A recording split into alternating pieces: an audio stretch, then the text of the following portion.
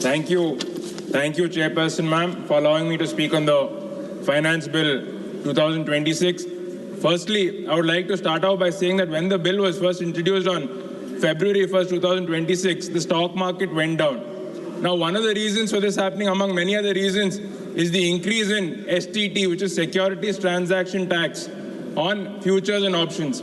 At a time when the country is slowly getting into investing and trading in the stock market, the government has increased the STT, which acts as a deterrent for traders, ma'am. Along with that, I would like to also say that I've received various representations from various organizations for hike in their current salaries and pensions they receive. Now, I would like to talk about these people, the women of our country that are powering the rural economy. These are the ASHA workers and the Anganwadi workers and helpers.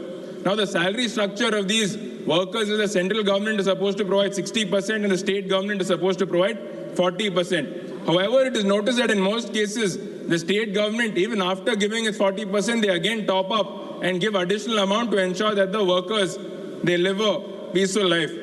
So now there's been demand from both the Anganwadi workers and helpers and the ASHA workers to increase the central share. Ma'am, I'll give you an example of my state of Karnataka, where Anganwadi workers and helpers, they get a central share of 2,700 and 1,350 respectively. State share is 1,800 and 900 respectively. But the state government also gives an additional amount of 5,500 and 3,000 respectively for both Anganwadi workers and helpers, which is why the Anganwadi workers and helpers are able to carry on their day-to-day activities.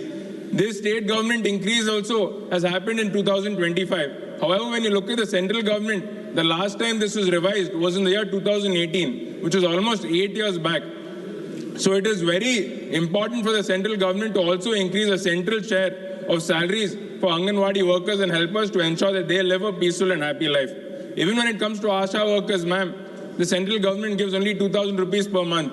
A year back, it was increased to 3,500 rupees, but again, we've received a representation saying that even this 1,500 rupees has not yet been released to the states. And even if they release this 1,500, I would still like to say the central government share overall, that is 3,500 for these ASHA workers is very less, and this does not allow them to lead a happy and peaceful life, so they should be increased. We should also remember, ma'am, that during Corona times, both our Anganwadi workers, helpers and ASHA workers risk their lives to ensure that the country goes in a peaceful state. Ma'am, when it comes to pensioners, the EPS 95 National Agitation Committee has been protesting and demanding an increase in the pension for almost a decade now. Presently, there are around 81 lakh pensioners, and out of the 81 lakh pensioners, most of the pensioners get only 1,000 to 1,200 rupees per month, which is very less. It is the duty of our country and the government to ensure that the elderly of our country are taken care of in their old age and in their hard times. So it is important for us.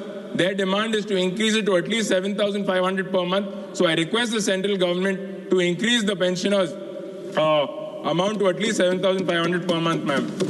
Another thing, ma'am, one of the biggest issues with the government is that it announces certain tax benefits to the people and then it does a policy reversal in subsequent years. Sure. Now, when you give an example, there were tax exemptions on sovereign gold bonds. Looking at this, many investors also subscribe to these sovereign gold bonds. Now the government says that the exemption is only applicable to investors who will hold them for maturity after 8 years and only to those who are subscribed in the original issuance. Investors who purchase these sovereign gold bonds in the secondary market or opted for early redemption will now be liable for capital gains tax. This policy reversal will greatly affect the middle class, ma'am. My only request is that anytime the central government gives any tax benefits in the subsequent years, say they even want to remove these tax benefits, they should not make it retrospective in nature. If the government does this, if they make it retrospective in nature, it deeply erodes the confidence of investors. It deeply removes the trust of the general public in the government tax benefits. So I request the central government that anytime they bring about policy changes and removing tax benefits, they do not make it retrospective in nature. Thank you. माननीय सदस्य श्री ब्रजेश चोटा जी. Thank you, Madam Speaker.